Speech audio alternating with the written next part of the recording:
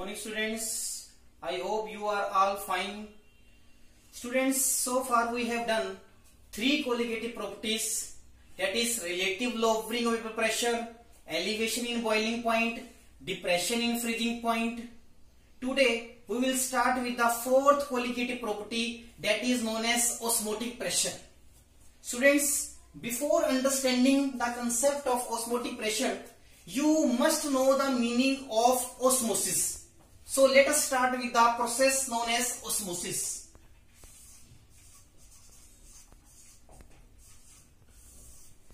Osmosis क्या होता है बेटा?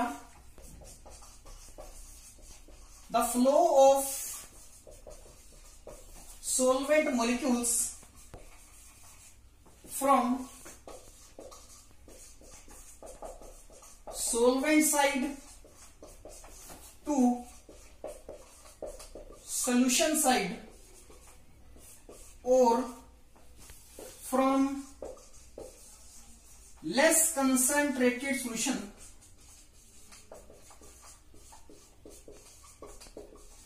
to more concentrated solution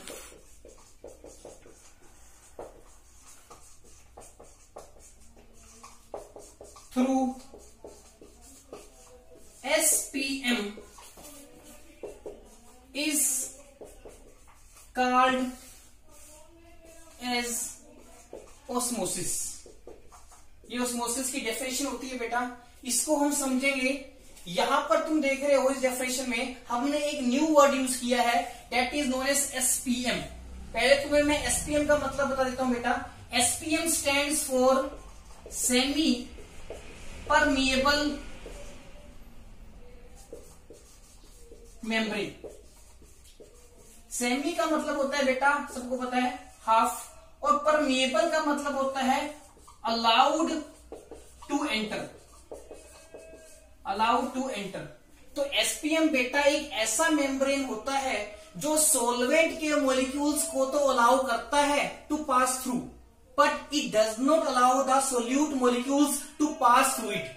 इसको क्या बोला जाएगा बेटा? Semi permeable membrane. Semi means half and permeable means allowed to enter. ये सॉल्वेंट के मॉलिक्यूल्स को अलाउ करेगा, but it does not allow the solute molecules to pass through it. हम बेटा कौन कौन से सेमी परमिएबल मेम्ब्रेन यूज करते हैं? जनरली हम यूज करते हैं cellulose acetate layer.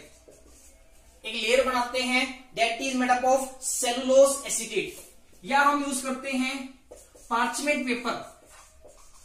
Parchment paper is another example of SPM, semi permeable membrane. अब इस डेफिनेशन को समझते हैं बेटा. हमने क्या करना है, एक कंटेनर लेना है. उस कंटेनर में बेटा आपने बीच में पार्टीशन करनी है with the help of SPM layer. Semi permeable membrane की लेयर बीच में लगानी है. It act as partition layer. तुमने क्या करना है बेटा, कंटेनर की एक साइड तो क्या लेना है, प्योर सोलवेंट, ठीक है, और दूसरी साइड क्या लेना है, सोल्यूशन. दूसरी साइड क्या लोगे बेटा, solution that contains this solvent. तो बेटा क्या होगा, जैसे तुम दो कंटेनर में मतलब एक कंटेनर को डिवाइड करोगे थ्रू SPM, तो सोलवेंट के मॉलिक्यूल्स जो हैं पास करेंगे from left hand side to the right hand side through SPM. Means solvent के मॉलिक्यूल जो हैं सोल्यूशन की साइड माइग्रेट करना स्टार्ट कर देंगे. This migration of solvent molecules is known as osmosis. It is known as osmosis. या बेटा तुम यहां पर सोलवेंट की जगह तुम लेस कंसंट्रेटेड सोल्यूशन भी ले सकते हो. लेस कंसंट्रेटेड सोल्यूशन बेटा वो होगा जिसमें सोलवेंट की अमाउंट क्या होगी, ज्यादा होगी. और दूसरी साइड तुम मोर कंसंट्रेटेड सोल्यूशन भी ले सकते हो. सेम सोल्यूशन बट उसकी कंसंट्रेशन क्या होगी, ज्यादा.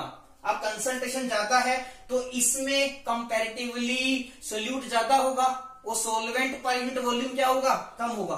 तो इस केस में भी क्या होगा, सोलवेंट के मॉलिक्यूल्स थ्रू एसपीएम माइग्रेट करेंगे from left hand side to the right hand side. This migration, this flow of solvent molecules is known as osmosis. इसको क्या बोला जाएगा बेटा, ऑस्मोसिस। ठीक है, अब इस ऑस्मोसिस से रिलेटेड हम एक एक्टिविटी करेंगे जो तुम अपनी डेली लाइफ में भी कर सकते हो।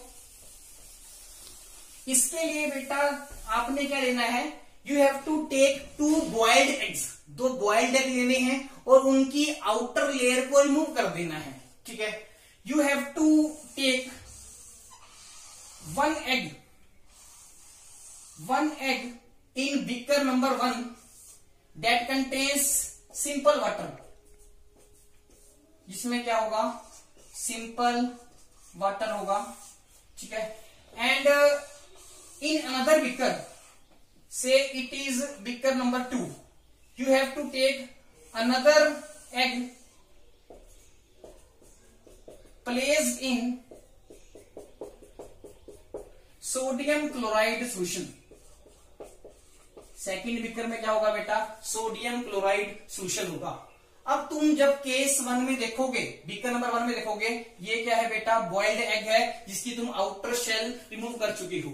ठीक है, तो ये जो आउटर लेयर बनी है इसमें, बॉइल्ड एग के सरफेस के ऊपर जो लेयर है वो किसका काम करेगी, एसपीएम का। It will act as SPM layer. ठीक है, तो बेटा क्या होगा, क्योंकि तुम देख रहे हो बाहर सिंपल वाटर है, सिर्फ सोलवेंट है, और अंदर क्या है, कंसंट्रेशन ज्यादा है, तो क्या होगा, वाटर के मॉलिक्यूल्स जो हैं इस एग में जाएंगे एंड एग विल स्वेल। अगर थ्रू ऑस्मोसिस वाटर के मॉलिक्यूल्स जो हैं एग में जाएंगे तो एग का साइज बड़ा होगा। ठीक है, इसको हम डॉटेड से शो कर देते हैं, and egg will gets swelled. ठीक है, सेकेंड बीकर में क्या होगा बेटा, एग के बाहर जो सोल्यूशन है वो कौन सा है, सोडियम क्लोराइड का सोल्यूशन, मतलब नमक वाला पानी है। तो इसमें क्या है, बाहर वाले केस में कंसंट्रेशन क्या है, ज्यादा है, और अंदर कंसंट्रेशन क्या है, कम है। हमें पता है osmosis always takes from less concentrated solution to more concentrated solution. तो इस केस में क्या होगा बेटा, एग के अंदर जो वाटर के मॉलिक्यूल्स होंगे वो बाहर की तरफ आएंगे। ठीक है, और इसकी वजह से बेटा क्या होगा, एग सिकुड़ जाएगा। इसको हम क्या कहेंगे, एग विल गेट श्रिंक। इसमें बेटा एग क्या करेगा, श्रिंक। ठीक है, इस केस में वाटर मॉलिक्यूल्स जो है एग के अंदर गए थे एंड एग गेट्स स्वेल्ड। इस प्रोसेस को बोला जाता है बेटा एंडोस्मोसिस। इसको क्या बोलोगे बेटा, एंडोओस्मोसिस, क्योंकि इसमें वाटर के मॉलिक्यूल्स जो हैं दे पास इनटू द एग।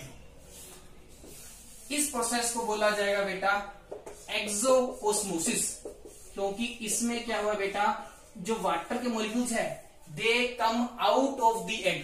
क्योंकि बाहर कंसंट्रेशन ज्यादा थी तो क्या हुआ, एग के अंदर जो वाटर के मॉलिक्यूल्स थे वो थ्रू एसपीएम लेयर कहां पर आ गए, in NaCl solution, and result is that this egg gets shrinked.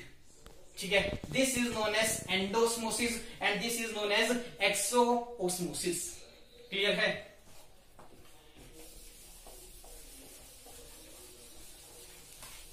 अब बेटा हम बात करेंगे ऑस्मोटिक प्रेशर की। ऑस्मोसिस आपको समझ आ गया, अब हम ऑस्मोटिक प्रेशर समझते हैं। सपोज हम ऑस्मोटिक प्रेशर को रिप्रेजेंट करते हैं कैपिटल P से, तो हमने क्या लेना है बेटा, इस केस में वही कंटेनर लेके चलते हैं जिसको हमने पार्टीशन किया था with the help of SPM layer. Left hand side में हम सपोज करते हैं कि सोलवेंट है ओनली, और राइट हैंड साइड में क्या है, सॉल्यूशन है। ठीक है, तो बेटा क्या होगा, due to osmosis solvent molecules will migrate through SPM from left hand side to right hand side. ठीक है, अब हम अगर इस सॉल्यूशन की side through frictionless piston, suppose this is a frictionless piston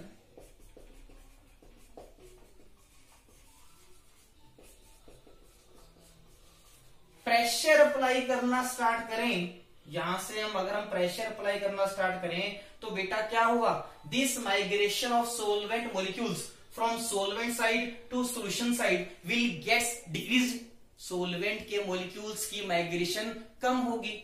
जैसे जैसे हम प्रेशर इंक्रीज करते चले जाएंगे ये माइग्रेशन कम होती चली जाएगी और एक ऐसी स्टेज आएगी, एक ऐसा प्रेशर आएगा जब सोलवेंट के मॉलिक्यूल्स सोलवेंट साइड से सॉल्यूशन साइड में आना जस्ट बंद कर देंगे।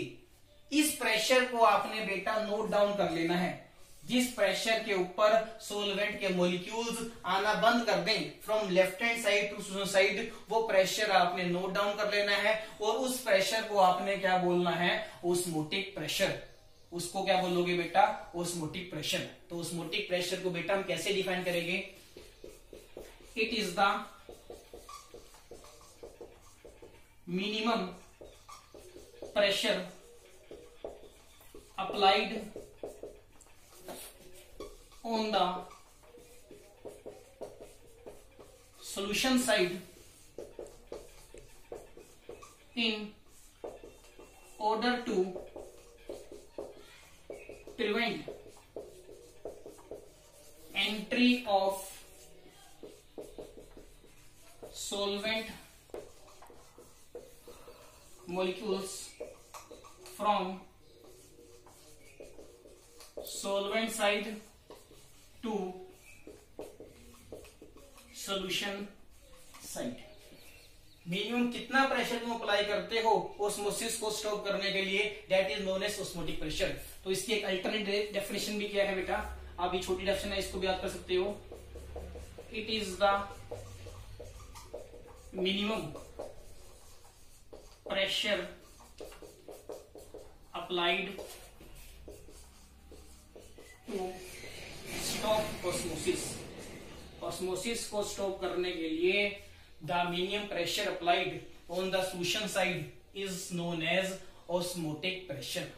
ठीक है, अब हमने यहां पर पढ़ा है बेटा, अगर तुम pressure equal to osmotic pressure apply करते हो सोलवेंट के मॉलिक्यूल्स आना जस्ट स्टॉप करेंगे। अगर तुम pressure higher than the osmotic pressure apply करते हो ऑन द सॉल्यूशन साइड, तब क्या होगा, तब क्या होगा बेटा, सॉल्यूशन के अंदर जो सोलवेंट के मॉलिक्यूल्स हैं वो माइग्रेट करेंगे from right hand side to left hand side. अगर तुम ऑस्मोटिक प्रेशर से ज्यादा प्रेशर अप्लाई कर दोगे सॉल्यूशन साइड पे तो सॉल्यूशन के अंदर जो सोलवेंट के मॉलिक्यूल्स हैं वो माइग्रेट करेंगे टुवर्ड्स लेफ्ट हैंड साइड। मतलब ऑस्मोसिस में लेफ्ट टू राइट सोलवेंट के मॉलिक्यूल्स माइग्रेट कर रहे थे, अगर तुम ऑस्मोटिक प्रेशर से ज्यादा प्रेशर अप्लाई कर दोगे तो सॉल्यूशन में से सोलवेंट के molecules left hand side migrate करना स्टार्ट करेंगे। इट मींस देयर, यहां पर हो क्या रहा है, there reverse osmosis has been taking place. यहां पर रिवर्स ऑस्मोसिस हो रही है। तो रिवर्स ऑस्मोसिस को बेटा कैसे डिफाइन करेंगे हम, reverse osmosis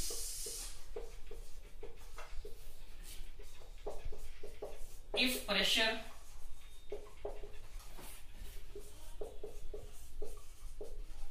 higher than the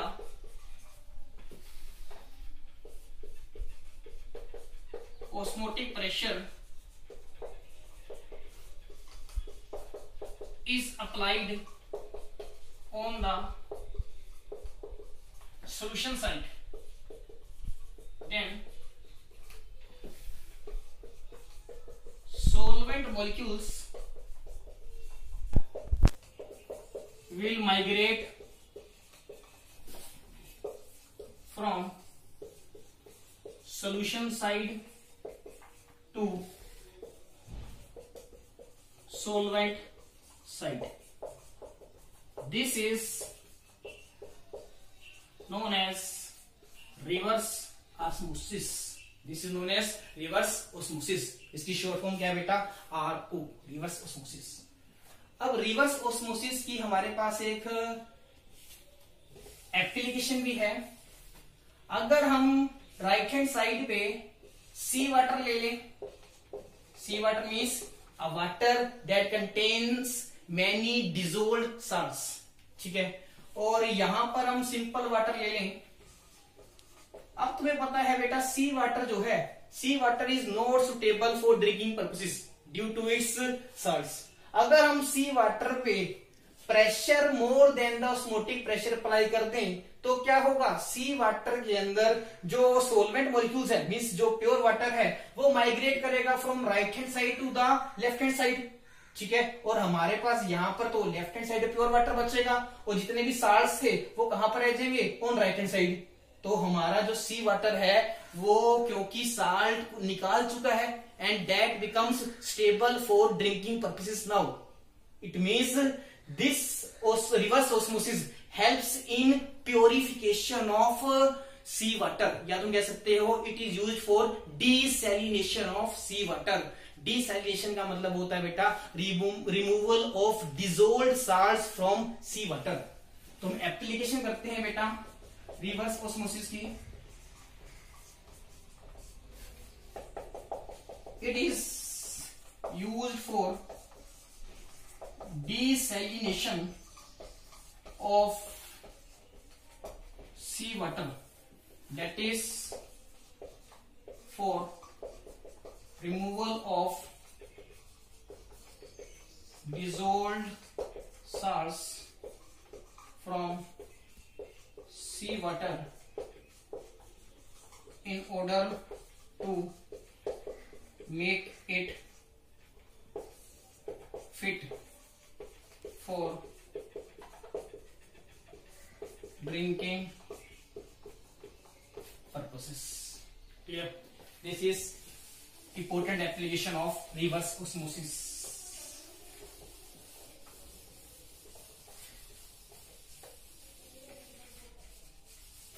ये आपने बेटा नोट डाउन कर लेना है।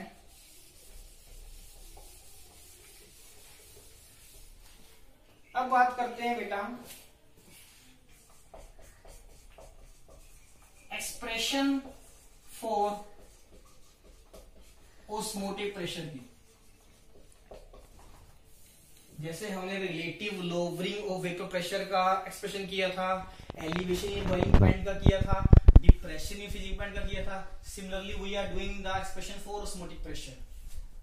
अगर हम एक्सपेरिमेंटल डेटा चेक करें तो हम ये फाइंड आउट करते हैं कि एक सॉल्यूशन की concentration in terms of molarity जितनी ज्यादा होगी उसका ऑस्मोटिक प्रेशर उतना ही क्या होता है, ज्यादा। सिमिलरली एक्सपेरिमेंटल डेटा कहता है एक सॉल्यूशन का टेम्परेचर जितना ज्यादा होगा उसका ऑस्मोटिक प्रेशर क्या होगा, ज्यादा। इट मींस हम कहते हैं कि अगर हम ऑस्मोटिक प्रेशर को P या पाई से डिनोट कर दें तो पहले केस में मैंने बताया कि pi is directly proportional to concentration of solution, C is concentration in terms of molarity, ठीक है। इसको हम क्वेश्चन मार्क देते हैं। सिमिलरली मैंने बताया कि pi is also proportional to temperature of the solution in kelvin, ठीक है। T क्या है, temperature of solution in kelvin, ठीक है। अगर हम दोनों को कंबाइन करते हैं, combining first and second, we get pi is proportional to C into T। अगर तुम प्रोपोर्शनल हटाओगे you will have a proportionality constant and this proportionality constant is represented by capital R and capital R is known as solution constant. इसको क्या बोलते हैं बेटा, solution constant, ठीक है। और सॉल्यूशन कांस्टेंट की वैल्यू वही होती है जो आपने पीछे गैस कांस्टेंट की वैल्यू पढ़ रखी है, ठीक है। तो वैल्यू क्या है इसकी, अगर तुम प्रेशर जो है एटमॉस्फेयर में ले रहे हो और मोलैरिटी ले रहे हो इन terms of mole per litre, temperature लिया जा रहा है केल्विन में, तो R की वैल्यू तुमने लगानी है 0.0821 लीटर एटमॉस्फेयर पर केल्विन पर मोल। R को क्या बोला जाएगा, सॉल्यूशन कांस्टेंट, और इसकी यही वैल्यू होगी जो गैस कांस्टेंट की वैल्यू होती है। R is equal to 0.081 liter atmosphere per Kelvin per mole, where pi is osmotic pressure in terms of atm ठीक है। C is molarity in terms of mole per litre, T is temperature in kelvin, ठीक है। This is expression for osmotic pressure. Pi is equal to, इसको ऐसे लिख सकते हैं, pi is equal to CRT, pi is equal to CRT, ठीक है। इसको हम इक्वेशन थर्ड दे देते हैं बेटा।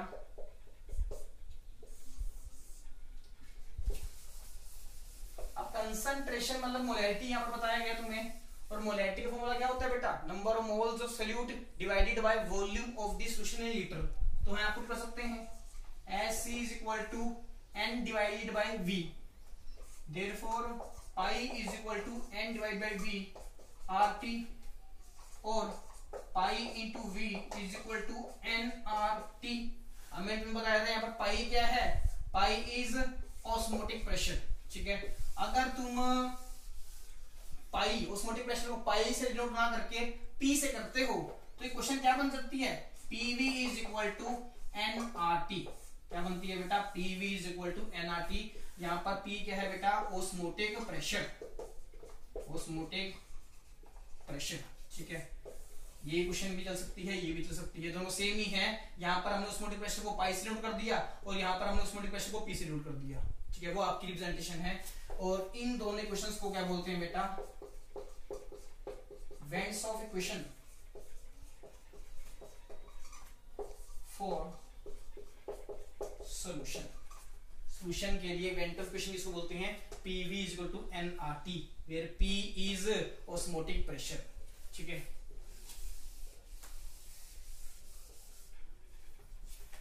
अब बेटा हम क्या करते हैं, हमने एक क्वेश्चन ये पढ़ रखी है, pi is equal to CRT पढ़ रखा है। इसको हमने क्वेश्चन थर्ड कहा था, आपको याद होगा, ठीक है, पीछे पड़ी है।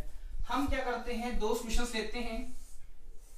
This is solution 1 and suppose this is solution 2।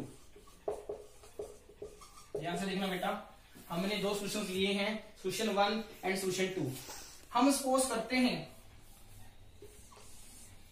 Solution 1 की कंसंट्रेशन कितनी है C, और इस सॉल्यूशन की भी कंसंट्रेशन कितनी है C, मतलब दोनों की मोलैरिटी क्या है, सेम है, ठीक है। और दोनों का हम सपोज करते हैं टेम्परेचर भी क्या है, सेम, दोनों की कंसंट्रेशन सेम है, दोनों का टेम्परेचर सेम है।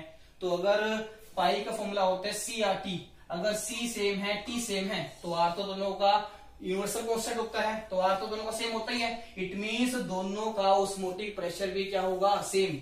अगर इसका ऑस्मोटिक प्रेशर पाई 1 है और इसका ऑस्मोटिक प्रेशर पाई 2 है, तो इसका मतलब क्या होगा, पाई 1 will be equal to pi 2, दोनों का ऑस्मोटिक प्रेशर भी क्या होगा, same. It means solutions which have same concentration and same temperature, they have same osmotic pressure, उनका ऑस्मोटिक प्रेशर क्या होता है, सेम होता है।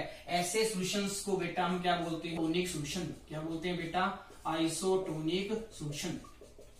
Solutions with same concentration and same temperature have same osmotic pressure and these solutions are known as isotonic solution. Iso का मतलब होता है बेटा सेम, इनका osmotic pressure क्या है, सेम है। तो osmotic pressure के लिए तुमने क्या रखना है, pi 1 is equal to pi 2, ठीक है, CRT is equal to CRT। दोनों की अगर इसकी कंसंट्रेशन C1 है, इसकी कंसंट्रेशन C2 है, ठीक है, तो इसका मतलब C1 is equal to C2 होगा, दोनों की कंसंट्रेशन भी क्या होगी, C, ठीक है।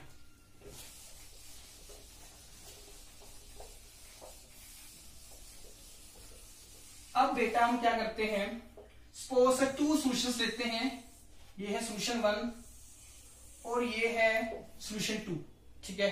सॉल्यूशन में सोल्यूट और सोलवेंट हम सपोज करते हैं सेम है, ठीक है, बट डिफरेंस क्या है, ये सॉल्यूशन 1, ये सॉल्यूशन 2। इस केस में कंसंट्रेशन कितनी है, C1, इस केस में कंसंट्रेशन कितनी है, C2। अगर हम ये मान लें कि concentration C2 is greater then C1, इसकी कंसंट्रेशन क्या है, ज्यादा है, इसकी कंसंट्रेशन क्या है, कम है, तो इसका मतलब क्या होगा, अगर दोनों का टेम्परेचर सेम है, मानते हैं दोनों का टेम्परेचर क्या है, सेम है, ठीक है, फॉर्मूला होता है pi is equal to C into R into T। क्योंकि दोनों का टेम्परेचर सेम है, R की वैल्यू सेम है, तो जिसकी C की वैल्यू ज्यादा होगी उसका ऑस्मोटिक प्रेशर क्या होगा, ज्यादा। इसका मतलब अगर इसका ऑस्मोटिक प्रेशर π2 है, इसका ऑस्मोटिक प्रेशर π1 है, तो हमारे पास क्या होगा, π2 will be greater than π1। Second solution का ऑस्मोटिक प्रेशर क्या होगा, ज्यादा होगा as compare to first solution. ठीक है, ऐसा सोल्यूशन जिसका ऑस्मोटिक प्रेशर और जिसकी कंसंट्रेशन ज्यादा होती है, ठीक है, उसको हम बोलते हैं बेटा हाइपरटोनिक सोल्यूशन। उसको क्या बोलते हैं बेटा, हाइपरटोनिक सोल्यूशन। इसको हम हाइपरटोनिक सोल्यूशन कहेंगे। ठीक है, और इस सोल्यूशन की कंसंट्रेशन और ऑस्मोटिक प्रेशर दूसरे सोल्यूशन के कंपैरिजन में क्योंकि कम है, तो ये वाला सोल्यूशन जो है इसके रिस्पेक्ट में क्या होगा, हाइपोटोनिक, हाइपोटोनिक सोल्यूशन। ठीक है, इस सोल्यूशन की कंसंट्रेशन और ऑस्मोटिक प्रेशर क्योंकि प्रीवियस वाले सोल्यूशन से ज्यादा थी, इसको क्या बोल दिए, हाइपरटोनिक। ठीक है, इसको क्या बोला बेटा हमने, हाइपोटोनिक। ठीक है, solution with less concentration and less osmotic pressure is known as hypotonic solution with respect to other। इसके रिस्पेक्ट में ये हाइपोटोनिक है। ठीक है, और मैंने बताया solution with more concentration and more osmotic pressure is hypertonic with respect to other. ये वाला सोल्यूशन जो है बेटा इसके रिस्पेक्ट में क्या है, हाइपरटोनिक। अब आपने बेटा स्टार्टिंग में पढ़ा था ओस्मोसिस हमेशा less concentrated solution to more concentrated solution होती है। अगर हम एक कंटेनर में बीच में पार्टीशन कर दें विद एसपीएम, एक साइड ले लें ये वाला सोल्यूशन, एक साइड ले लें ये वाला सोल्यूशन, तो सॉल्वेंट के मॉलिक्यूल्स कहां से कहां माइग्रेट करेंगे। तुम इजीली मेरे को बता दोगे कि सर यहां से सॉल्वेंट मॉलिक्यूल्स चलेंगे और इस साइड आएंगे, तो इसका मतलब क्या हुआ बेटा, osmosis always takes place from hypotonic solution to hypertonic solution. Osmosis कहां से कहां होगी, हाइपोटोनिक से हाइपरटोनिक सोल्यूशन की तरफ। अब यहां पर तुम देखो सॉल्वेंट के मॉलिक्यूल्स यहां पर आ रहे हैं, ठीक है, राइट हैंड साइड की तरफ जा रहे हैं, तो क्या हुआ, राइट हैंड साइड में सॉल्वेंट के मॉलिक्यूल्स आते रहेंगे। जैसे जैसे सॉल्वेंट की कंसंट्रेशन इंक्रीज करती जाएगी, इसकी कंसंट्रेशन में क्या करेगी, डिक्रीज करेगी। ठीक है, इस केस में क्या था, क्योंकि सॉल्वेंट के मॉलिक्यूल्स इस साइड जा रहे थे, इसकी कंसंट्रेशन जो पहले कम थी वो क्या करेगी, इंक्रीज विद टाइम। क्योंकि सॉल्वेंट के मॉलिक्यूल्स इसमें से कम हो रहे हैं, इसकी कंसंट्रेशन इंक्रीज करेगी। ठीक है, अब यहां पर क्योंकि सॉल्वेंट के मॉलिक्यूल्स आ रहे हैं, तो यहां पर सॉल्यूशन की कंसंट्रेशन विद टाइम क्या करेगी, डिक्रीज करेगी। एक ऐसी स्टेज आएगी जब जहां पर दोनों की कंसंट्रेशन क्या होगी, सेम। इसकी भी कंसंट्रेशन सी होगी, इसकी भी कंसंट्रेशन क्या होगी, सी होगी। अब अगर दोनों की कंसंट्रेशन सेम हो चुकी है, दोनों का टेम्परेचर भी सेम है, तो ये तो दोनों क्या बन गए, एक दूसरे रिस्पेक्ट में आइसोटोनिक हो गए। अगर ये आइसोटोनिक हो गए तो दोनों का ऑस्मोटिक प्रेशर सेम होगा। अब इस केस में no further osmosis will take place, और ज्यादा ऑस्मोसिस नहीं होगी। तो कंक्लूजन क्या निकलता है बेटा, osmosis always takes place from hypotonic solution to hypertonic solution till the two solutions become isotonic। ये आप लाइन नोट डाउन कर लें बेटा, osmosis always takes place from hypotonic solution to hypertonic solution till the two solutions become isotonic। clear?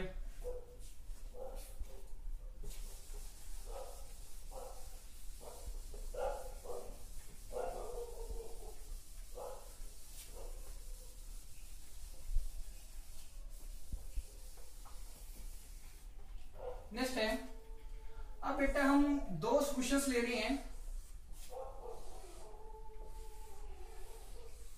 दोनों का osmotic pressure same है। इसका suppose करते हैं π1 है, इसका कितना है, π2 है। हम क्या बता रहे हैं, π1 इज इक्वल टू π2। ठीक है, मैं कहता हूं कि इसका टेम्परेचर T है, इसका टेम्परेचर भी T है, इसकी वॉल्यूम भी V है, इसकी वॉल्यूम भी V है। ठीक है, और अगर इसके नंबर ऑफ मोल्स N1 है, इसके अंदर नंबर ऑफ मोल्स सॉल्यूट के N2 है, ठीक है, तो पाई 1 का फॉर्मूला क्या होगा बेटा, N1 divided by V R T, क्योंकि फॉर्मूला क्या होता है, pi is equal to C R T, C means number of moles pi into volume R T, ठीक है, क्योंकि इसके नंबर ऑफ मोल्स N1 थे, ऊपर N1 रखा, R इंटू टी, ठीक है, टेम्परेचर डिवाइड बाय V। इस केस में पाई 2 की वैल्यू कितनी होगी बेटा, N2 divide by V into R into T, ठीक है। अब जो सेम है उसको कट कर देते हैं, R सेम है R कैंसिल, T सेम है T कैंसिल, V सेम है V कैंसिल, इसका मतलब क्या होगा, N1 is equal to N2, दोनों के नंबर ऑफ मोल्स भी क्या होंगे, सेम होंगे। तो यहां से बेटा क्या कंक्लूजन मिलता है हमें, solutions with same osmotic pressure, same volume and same temperature must have same number of moles, उनमें मोल्स भी क्या होते हैं, सेम। अगर मोल सेम है तो मॉलिक्यूल्स भी क्या होंगे, सेम होंगे, same number moles and molecules. हमें पता है एक मोल के अंदर एवोगैड्रो नंबर मोल्स होते हैं, अगर दो सब्सटेंस के मोल्स सेम हैं, ठीक है, तो दोनों के मॉलिक्यूल्स भी क्या होंगे, सेम होंगे, ठीक है।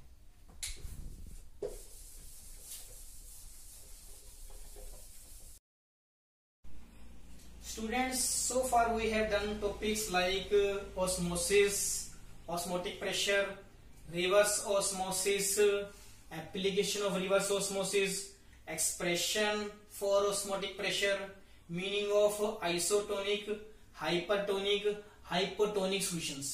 Now we are starting with the applications of osmosis in our daily life. So topic is applications of osmosis in our daily life.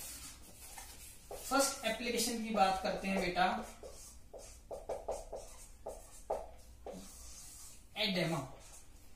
Oedema बेटा एक डिसीज होती है, ठीक है, जो लोग ज्यादा साल्ट या साल्टी फूड खाना पसंद करते हैं, उनके सेल्स और टिश्यूज में बेटा क्या हो जाती है, स्वेलिंग।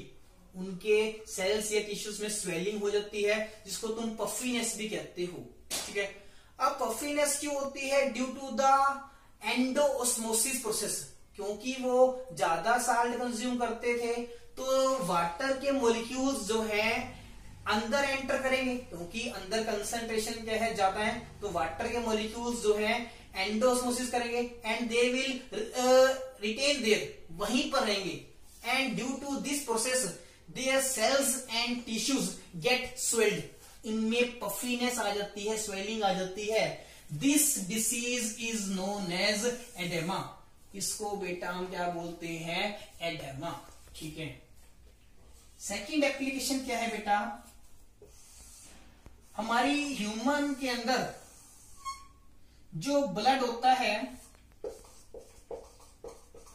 ह्यूमन ब्लड में तुम्हें पता है बहुत सारे आयंस डिजोल्व होते हैं। ह्यूमन ब्लड के अंदर जो साल्ट की कंसंट्रेशन होती है, that is equivalent to concentration of 0.9% sodium chloride solution by volume. मैं क्या बता रहा हूं बेटा, हमारे ह्यूमन ब्लड के अंदर जो साल्ट की कंसंट्रेशन होती है, that is equivalent to concentration of 0.9% sodium chloride solution by volume. तो अगर दोनों की कंसंट्रेशन सेम है, इसका मतलब ये दोनों क्या होंगे, आइसोटोनिक सोल्यूशन होंगे। ये दोनों क्या होंगे बेटा, आइसोटोनिक होंगे with respect to each other. अब ह्यूमन ब्लड के अंदर तुम्हें पता है कि आरबीसी होते हैं, रेड ब्लड सेल्स, और रेड ब्लड सेल्स का बेटा काम क्या होता है, आरबीसी के अंदर एक प्रोटीन होता है हेमोग्लोबिन। हेमोग्लोबिन क्या करता है, ऑक्सीजन को लंग्स से कैरी करके डिफरेंट बॉडी पार्ट्स तक पहुंचाता है, ठीक है। तो ह्यूमन ब्लड के अंदर क्या है, आरबीसी। अगर ह्यूमन ब्लड इसके साथ आइसोटोनिक है तो इसका मतलब आरबीसी भी इसके साथ क्या होंगे, आइसोटोनिक होंगे। तो बेटा सेकंड एप्लीकेशन हमारी यही है। केस 1 में आपने क्या करना है, आरबी सेल्स को आपने एक ऐसे सॉल्यूशन में प्लेस करना है that is 0.9% in aqueous sodium chloride. Case second में आपने क्या करना है बेटा, आरबी सेल्स को ऐसे सॉल्यूशन में प्लेस करना है that is greater than 0.9% in aqueous and NaCl. ठीक है। केस 3 में आपने बेटा क्या करना है, आरबी सेल्स को ऐसे सॉल्यूशन में प्लेस करना है that is less than 0.9% in aqueous sodium chloride. ठीक है। अब बेटा आपने पीछे पढ़ा था कि जो आरबी सेल्स होते हैं वो 0.9% सोडियम क्लोराइड सॉल्यूशन के साथ आइसोटोनिक होते हैं। अब क्योंकि दोनों सॉल्यूशंस आइसोटोनिक है, इसका मतलब यहां पर ना ही स्वेलिंग होगी ना ही श्रिंकिंग होगी। यहां पर ऑस्मोसिस प्रोसेस जो है तुम नहीं अप्लाई करोगे। ठीक है। तो यहां पर कुछ भी नहीं होगा, there will be no osmosis. इस केस में बेटा क्योंकि बाहर वाले सॉल्यूशन की कंसंट्रेशन ज्यादा है as compare to internal solution, तो बाहर वाले सॉल्यूशन को तुम क्या बोलोगे, हाइपरटोनिक। ये क्या है, हाइपरटोनिक। और ये क्या है बेटा, हाइपोटोनिक। जो आरबी सेल्स हैं वो क्या एक्ट करेंगे, hypotonic with respect to outer solution. ठीक है। तो ऑस्मोसिस होगी फ्रॉम हाइपोटोनिक टू हाइपरटोनिक, जिसको तुम क्या बोलोगे, एक्सोऑस्मोसिस। एक्सोऑस्मोसिस के कारण बेटा आरबी सेल्स जो हैं यहां पर क्या करेंगे, श्रिंक करेंगे, दे विल गेट श्रिंक, क्योंकि वो वाटर के मॉलिक्यूल्स लूज करेंगे to outer sodium chloride solution and therefore exoosmosis will take place and RB cells get shrink। ठीक है। केस 3 में बेटा क्या होगा, हमने RB cells को ऐसे सॉल्यूशन में प्लेस कर रखा है जिसकी कंसंट्रेशन लेस देन 0.9% है। तो बेटा क्योंकि बाहर कंसंट्रेशन कम है, बाहर वाले सॉल्यूशन को तुम क्या बोलोगे, हाइपोटोनिक। ठीक है। और अंदर वाला क्या होगा, हाइपरटोनिक। ठीक है। अब बेटा क्या होगा, ऑस्मोसिस होगी फ्रॉम हाइपो टू हाइपर। ठीक है। इसका मतलब क्या होगा, बाहर से वाटर के मॉलिक्यूल्स अंदर की तरफ जाएंगे। The process will be known as endosmosis. इसको क्या बोला जाएगा बेटा, endosmosis. And due to this RB cells will get swelled. उनमें क्या आ जाएगी बेटा, स्वेलिंग आ जाएगी, दे विल गेट स्वेल्ड। इस केस में क्या होंगे, श्रिंक होंगे। इस केस में क्या होंगे, दे विल गेट स्वेल्ड। इस केस में there will be no effect, क्योंकि RBC is isotonic with 0.9% aqueous sodium chloride solution. ठीक है। नेक्स्ट एप्लीकेशन की बात करते हैं बेटा।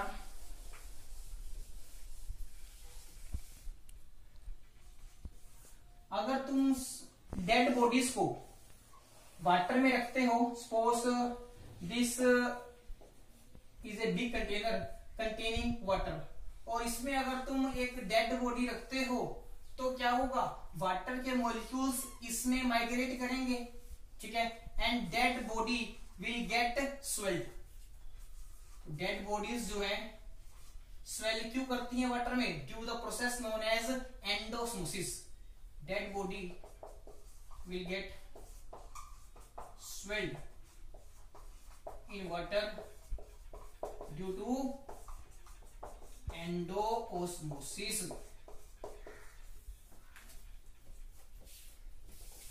फोर्थ एप्लीकेशन की बात करते हैं बेटा। आपको पता है कि प्लांट्स और ट्रीज में क्या होता है, वाटर राइज करता है from soil to their upper parts. अब ऐसा क्यों होता है, this is again due to the process known as osmosis. Plants और ट्रीज के जो रूट सेल्स होते हैं रूट सेल्स के अंदर एक लिक्विड होता है that is known as cell sap, उसको क्या बोला जाता है बेटा, सेल सेप, ठीक है। और ये किससे प्रेजेंट होता है बेटा, this is present in root sales.